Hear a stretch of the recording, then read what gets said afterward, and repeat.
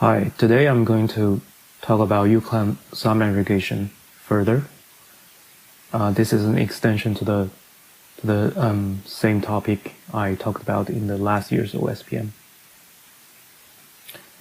So what is uclamp? Uclamp is essentially a per task hint to the scheduler. You can specify two components. One is uclamp min and the other is uclamp max.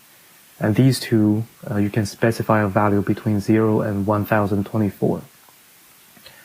uclamp min is usually used to boost a task, while uclamp max is to restrict a task's performance. Some examples, for example, in Android, we often use uclamp min to avoid first frame jank.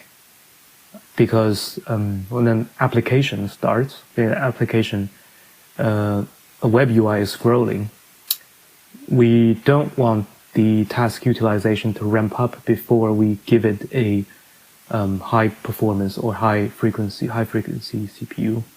We want it to drive the CPU at a high frequency at the first frame. Otherwise, you will always have frame janks for a couple of frames, and then the CPU is ramped up, then the UI is smooth, and that will result in bad user experience. On the other hand, for uclamp max, we use it, for example, to reduce power for always running background tasks. Some compilation, like text-to-oat Java compilation, they don't need to finish right away. They can just sit in the background. And then we don't care about its performance. It can just sit there and finish it without giving it too much CPU power. And that we can use uclamp max for it. So the current uclamp algorithm is called max aggregation.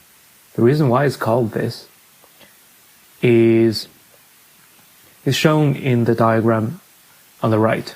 So if there are 4 tasks, like task 0 to task 3, and each has a uclamp min and uclamp max, on the run queue, we take the maximum of all the uclamp min values, and we take the maximum of all uclamp max values. And that gives us a run queue uclamp min and uclamp max. For example, in this diagram, we have run queue uclamp min of 400 and run queue uclamp max of 600. Then the CPU frequency is restricted between 400 and 600. And we use uclamp buckets to keep track of the uclamp values on the run queue.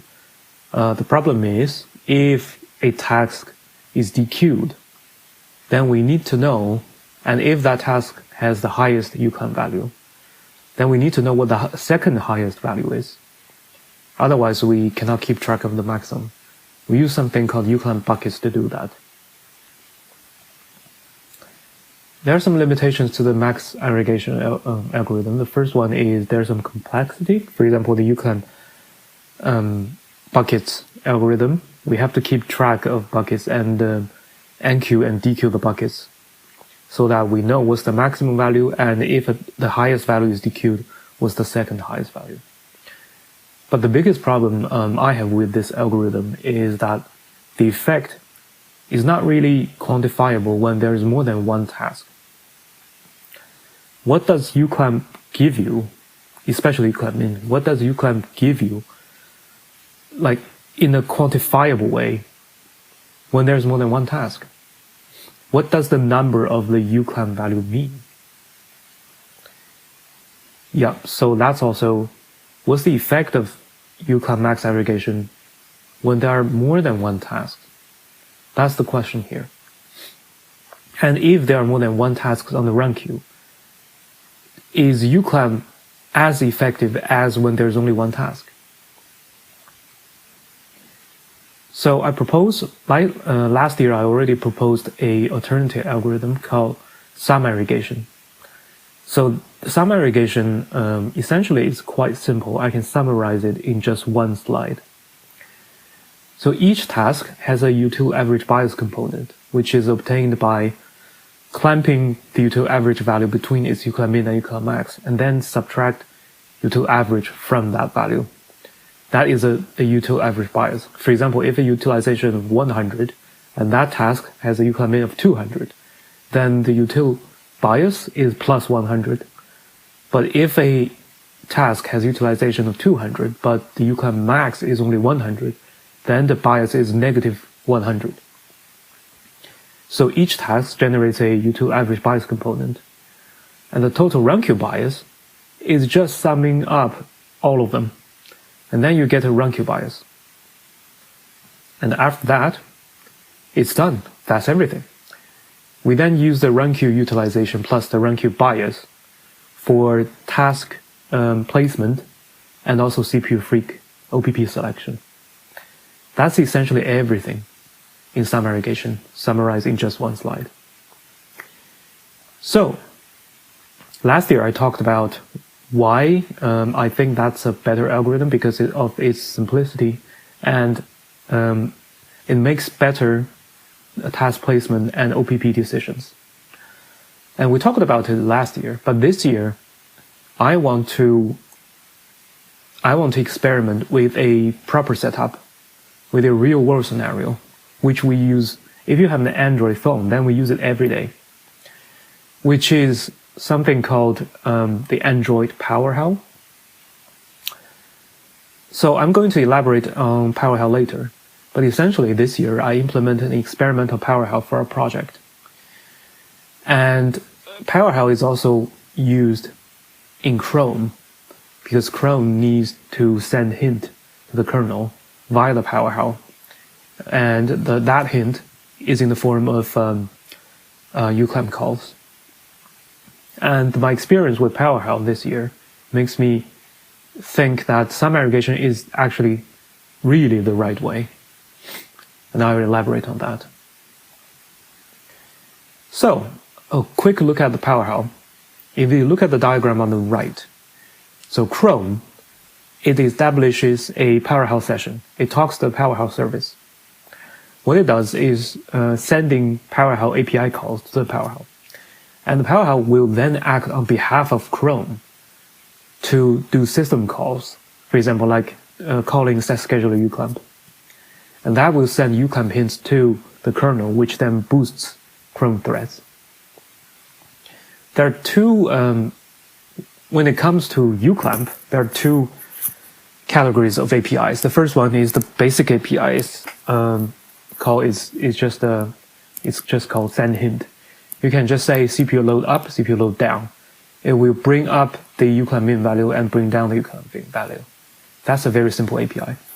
But another very interesting API is called target duration API. What you do is basically telling the PowerHow, my workload aims to finish within a target work duration. And then when the workload actually finishes, it tells PowerHow what the duration the workload takes in reality. And then PowerHow takes these two values, the target duration and the real workload duration. And then based on these two values, the PowerHow will send different uclamp hints to the kernel. For example, if the target duration, if the real work duration is much less than the target work duration, then it means the work is done within the deadline, within the target limit. Then the PowerHow doesn't need to do anything. But if the real actual work duration is much higher than the target work duration, then it means the target workload often misses its deadline. Then the PowerHow will raise the uclamp value to make sure the work duration is within the target. Normally you can use both, but what I see in applications, mostly in Android apps, it usually uses the second, the target duration API. Okay, so as I have described, this API is like a deadline-ish API. It's not a fully deadline because you don't really specify a deadline. Or actually you can say you do, so that's why I call it deadline-ish API. Apps tell PowerHow that it wants to finish some work within the target duration. And then it reports to PowerHow how long it actually took. then PowerHow responds to it. So look at the graph on the right. There are three scenarios. The first scenario is there is a task called task A. It can just run its workload under the target duration, under some uclamp value of A. And then scenario 2, the same with B. Task B can barely finish, can pretty much just about finish its workload when you give it a uclamp value of B. What happens if these two tasks are running on the same CPU and they context switch between two of them? What uclamp min value should you give here for both of them to finish before the target duration? That's the key question that uclamp sum aggregation wants to answer. Because if there is only one task, then max aggregation and sum aggregation basically do the same thing. But if there's more than one task, what happens now? Right, so the key question is, if we want both apps to complete their work within the target duration, what uclamp value should we give it? Is it max uclamp A and uclamp B, or it's uclamp A plus uclamp B? I think for this example, the answer is quite obvious. Because if uclamp A, let's assume that uclamp A and uclamp B are equal. So for example, uclamp A and uclamp B are both, let's say, 300. Then the first one will give you 300, and the second one will give you 600. Which means if you have you have task A and task B running individually, then the run queue uclamp value is 300, and if you run both of them on the same run queue, it's still 300. But with sum aggregation, it will raise it to 600 to make sure both of them are done before the target duration. So I would say in this scenario, the second one makes much more sense than the first one. Because if you say the first one, then it means that the uclamp value, the run queue uclamp value, doesn't even change when you pile more tasks on the same run queue, which is quite counterintuitive. Okay, so because I implemented the PowerHow service this year, I want to study the Chrome scenario much more carefully, because now I have almost everything under my control. I have kernel under my control, and this year, because I can implement the PowerHow, I also have PowerHow under control, so I can study the whole thing very carefully. So almost the most widely used workload that is uclamp related scenario. Like we always say, uclamp is maybe not that well known because nobody uses uclamp, but that's actually not true. If you have Android phone, then you use uclamp every day almost. The moment you open Chrome or some other applications that use the PowerHow, then you're using uclamp, the uclamp system call. So I did some analysis, and this year I switched to the Pixel 9 as my benchmark platform. I have to note that Pixel 9, I removed all the scheduler vendor hooks from it. Then I used the GKI kernel 6.1 as the baseline, and I ported my sum aggregation patches on top of GKI kernel 6.1. I have to put a giant disclaimer here that the following numbers do not represent real Pixel 9 devices, because real Pixel 9 devices have all the Google vendor hooks, which contains all the hard work from Google to optimize the phone. And I removed all of them because I just want to look at the GKI 6.1 kernel, the baseline kernel, the performance. And the sum aggregation patches on top of it. Unfortunately, GKI kernel 6.1 is not the latest mainline. I could use the Pixel mainline kernel, but that kernel only exists on Pixel 6, which is very old. And also, if you use the mainline kernel, I don't yet know exactly why, but mainline kernels have very high power consumption, and I need to measure power. So in this talk, I only use the GKI kernel 6.1, which is closer to a real production kernel in real world. So these are the results. So if I have the max aggregation algorithm in speedometer 2.1, and this is Chrome version 131. I get a score of 192. And if I switch to sum aggregation, notice that there is a 0.8 here, because max aggregation circumvents the 20% CPU freak margin, while sum aggregation doesn't. So it means that sum aggregation at 80% of the value is equal to max aggregation at 100% of the value. So to be fair, I reduce the sum aggregation values to only 80%. Otherwise, the sum aggregation value will be too high. You will see that after switching to sum aggregation 80%, the score is increased by almost 20%. Of course, we still have to follow physics here. If you have higher score, you will have higher CPU power consumption. And the power consumption is raised by 30%.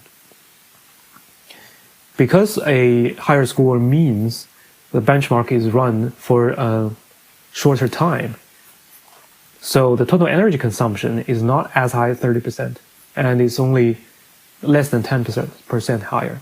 So if you burn 10%, almost 10% energy, but you get 20% higher power, 20% higher performance. If I tune the sum aggregation values, because sum aggregation is, in my experiments, it's more effective than max aggregation. You don't need a very high sum aggregation value to be effective. So if I tune the sum aggregation value, so I reduce it, and to reduce it to a point where it gives roughly the same score with the max aggregation. So in the last row, like some tuned row, I still get almost 5% higher score. But in this scenario, I'm actually getting less power consumption. And if I calculate the total energy, you get 5% less energy consumption, but you get almost 5% higher score. And that's how effective sum aggregation is. So that's the overview of the scores. But sum aggregation is done in many different places. For example, in sum aggregation, you trigger overutilization very differently, and you calculate util fits CPU in a different way. And also you do util est in a sum aggregation way. And then you also, the pelt signal, the util average, there is another signal, the run queue signal called util average bias. You use both of these to make decisions. And I want to profile the effect of each component. So, the first one is just the scores. With the GKI kernel, you get 192. But if I only use sum aggregation to trigger overutilization, I don't use it for task placement or for CPU freak. I only use it to trigger overutilization. Then you can see the scores are already higher. Like it increased to 213. And if I further ask sum aggregation to do task placement, then it's 217. It's slightly higher, but not by much. If I ask util est to do sum aggregation, then the score suddenly shoots up to 226. And if I do all of them, including uclamp min, uclamp max, including pelt, the score is roughly the same. It's 225. It's roughly the same with util est. And let's look at overutilization percentage. So, if you only have GKI, then the overutilization is only 28%. But if you ask overutilization, if you use sum aggregation to do overutilization, then it goes up to 58%. And little bit counterintuitively, if you ask sum aggregation to do overutilization and task placement, overutilization percentage goes down because sum aggregation has this effect that it will tend to not pile up tasks on the same CPU. Then the worker threads of Chrome will be spread out across different CPUs. and which overall I think gives a better task placement decision, and that actually brings overutilization percentage down while giving a higher score. And next is util_est, and that will make overutilization percentage go up again. And then if you have every component in sum aggregation, it's closer to 60%. Okay, next one. So let's look at CPU utilization and understand what effect sum aggregation has on CPU OPP selection and on your CPU utilization. At the top, you see max aggregation. Max aggregation, because it's taking the max value of the run-Q uclamp min and the run-Q util average. You will see there is an interesting fact that it's there is a like a bottom line of CPU utilization. The CPU utilization, it never drops below some threshold, which is the effect of max aggregation. But on the bottom graph, you see that with sum aggregation, especially when another task joins the run queue, it doesn't have this, like there is a threshold where the utilization cannot drop below this threshold.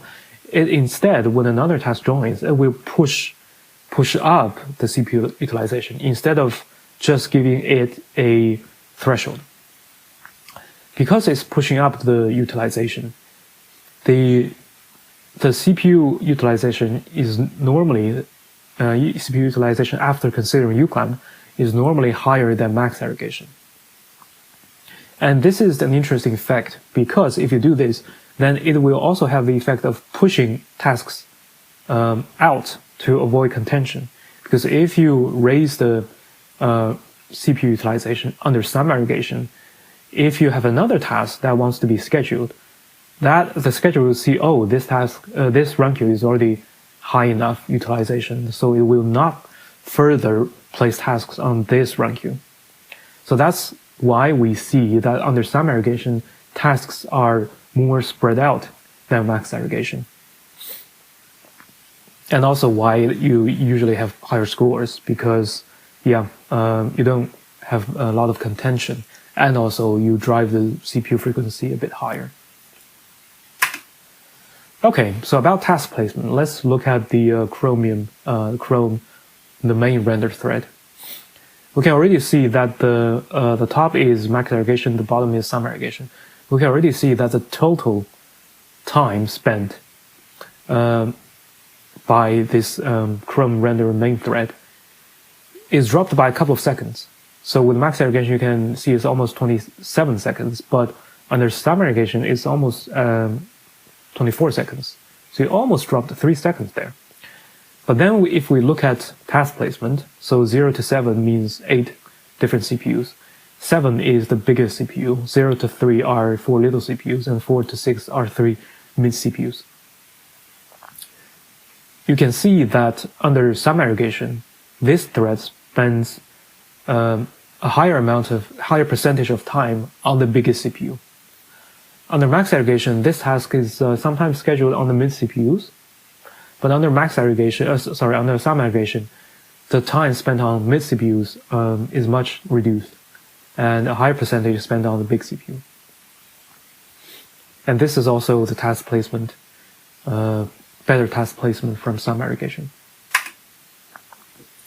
Let's look at task placement when you schedule so many different tasks.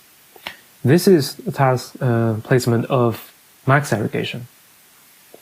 And if you see the number 3096 here, this is the number of preemptions the main Chrome thread got.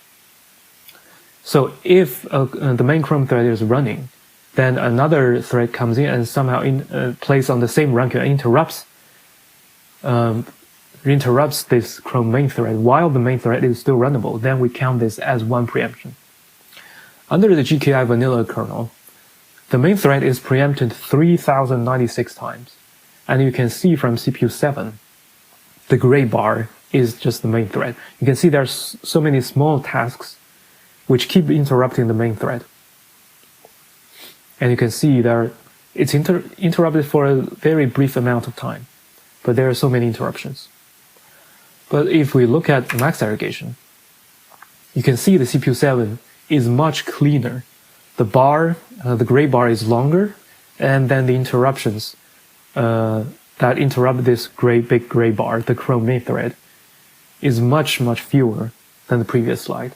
And this Chrome main thread under sum aggregation is only interrupted 429 times, which is a massive reduction compared with max aggregation. So that's also the task placement benefit that sum aggregation gives you. Okay, and overutilization. So also it's the same. The top is max aggregation and below is sum aggregation. You can see that sum aggregation triggers, although the time scale is slightly different, because if I zoom out on sum aggregation, it's too red and you cannot even see anything. So I zoom in a little bit on sum aggregation. But what you can see is that under sum aggregation, overutilization, especially when you have a very high utilization workload, like when Chrome is running the speedometer benchmark, the overutilization is triggered much more frequently than max aggregation. And we've already seen the previous slide that it's almost 28% versus 58%. And this is also the reason why it got higher scores. But the thing is, this does not mean that you need to spend a lot of energy. Like in the previous slide, we have seen that if you, because sum aggregation is much more effective, we usually use a lower uclamp value under sum aggregation. Then if you have the right values, then you can see that you can have the same, roughly the same performance, but with less power consumption. Right, that's the decomposition of different components under sum aggregation. Finally, I want to do a summary here. I think especially under the PowerHow API, which has a deadline-ish API, sum aggregation may make more sense, especially if two tasks both want to meet some deadline and they run on the same run queue. Then you should really consider summing up their uclamp min values for both of them to meet their deadline. I would argue this is also the case for the VM CPU freak scenario, because we have merged patches in Linux that has this VM CPU freak driver. So inside a VM, a CPU freak will send a uclamp min hint to the host, so that the host takes that hint and set its OPP accordingly.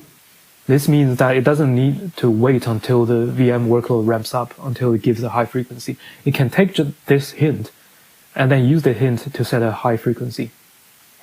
But what if there are two VMs running on the same CPU, and each of the two, for example, asks for 300 CPU freak? So the host, I think what it makes sense is for the host to run at 600 instead of max aggregation, which is only at 300. Because if you run at 300, then the two VMs are contending with each other, and they actually don't get much boost. Yeah, and then we have seen the detailed analysis by decomposing sum aggregation into different components, like sum aggregation doing overutilization, doing task placement, and doing CPU freak. And we have seen how each component affects performance and how well especially speedometer performs. What is a bit counterintuitive is if you look at these components, you will see that sum aggregation is more aggressive and more effective. You would assume that it consumes more power. But counterintuitively, from experiments, if the boost is effective, if you boost exactly where it needs it, and it gives the task exactly what it needs, then overall you will actually consume less power. Because, for example, if the boost isn't effective, then you have to boost for longer. So in the end, counterintuitively, Sum aggregation can be more effective, but it can also reduce power consumption. And finally, I want to emphasize that sum aggregation is just a much simpler implementation. I can summarize how it works in just one slide. And that slide contains pretty much everything on sum aggregation. And thank you. And this is everything of my presentation. Thank you so much.